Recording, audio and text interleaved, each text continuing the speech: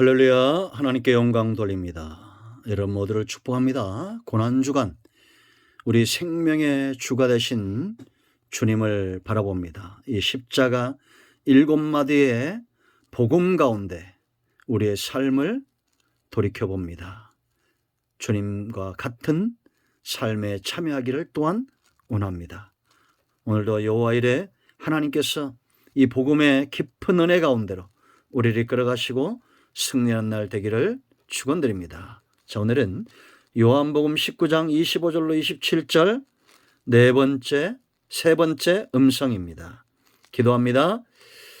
영광과 감사를 하나님 앞에 올려드립니다.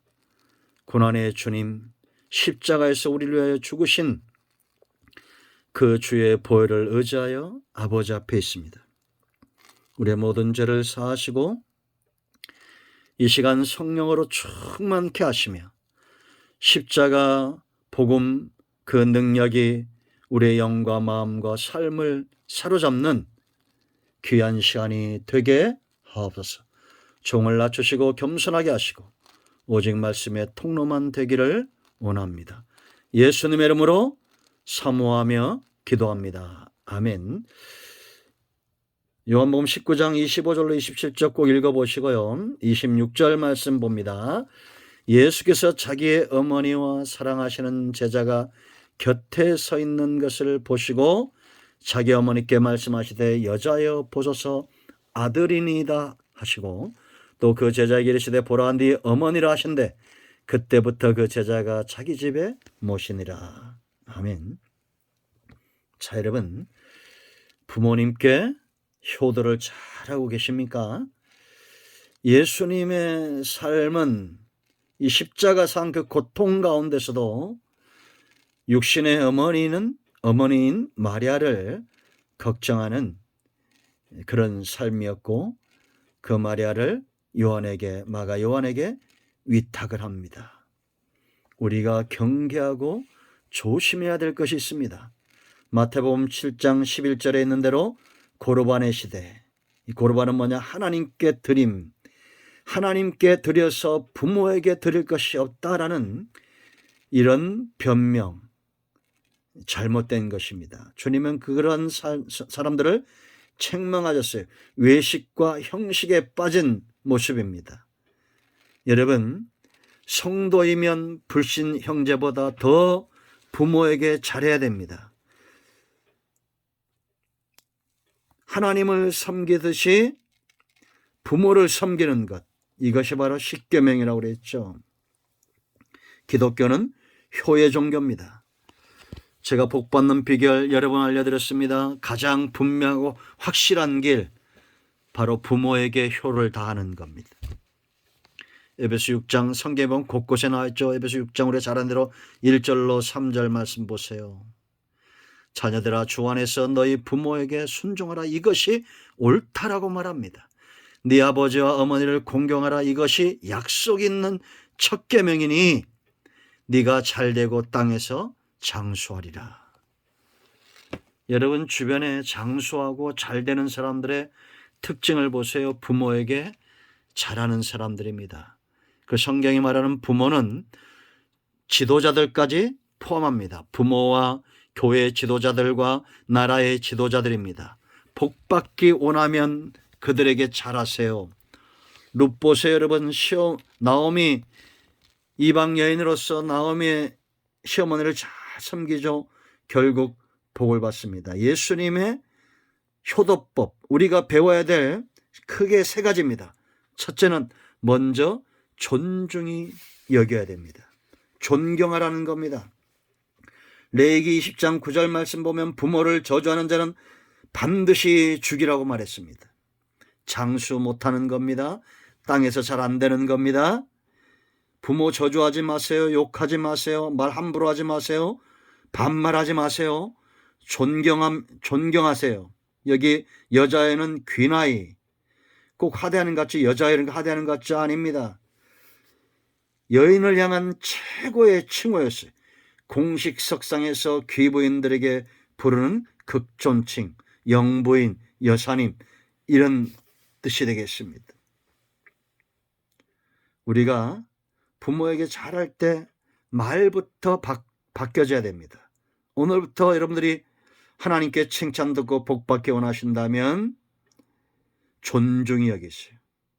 그리고 아이들도 그렇게 훈련시키세요. 아버지에게, 어머니에게, 할머니에게, 할아버지에게 반말 찍찍하는 애들이 있습니다. 그 잘못된 겁니다. 그 아이들이 아무리 좋은 대학을 나오고 잘해도 잘 될 수 없습니다. 이건 성경입니다. 그러므로 먼저 부모에게, 지도자들에게 잘 섬김을 다하시기 바랍니다. 두 번째는 봉양입니다. 봉양. 주님은 이제 이 세상에 더 있지 않습니다. 구속의 사명을 감당하고 이제 천국으로 하나님 나라로 올라가셔야 돼요. 그래서 마가 요한 제자에게 위탁하는 겁니다. 보라, 네 어머니라. 그때부터 요한이 이제 마리아를 봉양합니다. 잠언 23장 25절 보세요. 네 부모를 즐겁게 하면 너를 낳은 어미를 기쁘게 하라 라고 말합니다. 말로만 효도하지 말고 섬김을 다해야 됩니다. 찾아가고 용돈도 드리고 식사도 대접하고 좋은 옷도 드리고 그렇게 하세요. 봉양. 세 번째, 하나님의 뜻 주 안에서, 하나님의 뜻 안에서.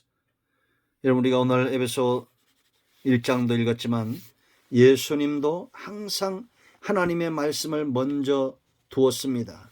우리가 잘 아는 대로 한 사건이 있었죠. 마가복음 3장 31절로 35절 말씀 보면 누구든지 하나님의 뜻대로 행하는 자가 내 형제요 자매요 어머니라. 이건 고르반과 다릅니다. 본문을 오해하면 안 됩니다. 마리아와 그 형제들을 배척한 것이 아니라 먼저 하나님의 뜻을 이 가정에서부터 먼저 세운 겁니다. 하나님의 뜻은 부모를 치라는 게 아닙니다.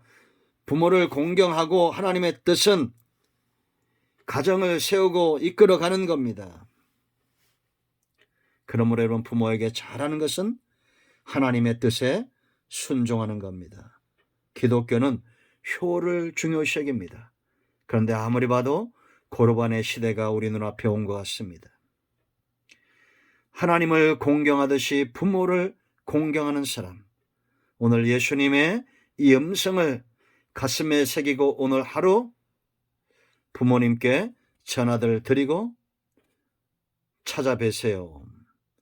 말부터 존중의 말로 바꾸시고 봉양하고 주 안에서 부모님들을 섬기고 기뻐하시기 바랍니다.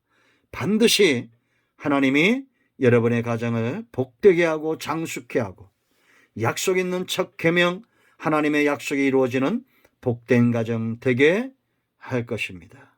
여러분 모두를 사랑하고 축복합니다. 기도합니다. 하나님, 오늘 이 말씀을 기억합니다. 우리가 육체의 부모, 육신의 부모를 홀대하면서 하나님을 영화롭게 할 수 없습니다. 하나님을 섬기듯이 부모를 섬길 줄 아는 그런 지혜와 깨달음이 있게 하옵소서. 우리 가운데 마음이 상한 자, 병든 자 치유하시고 회복시키시고 예수 그리스도의 이름으로 온전케 되기를 원합니다. 예수님의 이름으로 사모하며 축복하며 취하며 기도합니다. 아멘. 예수님의 이름으로 여러분 모두를 축복합니다. 각색 질병과 문제와 고통의 문제 예수님의 이름으로 해결되었습니다. 아멘. 할렐루야.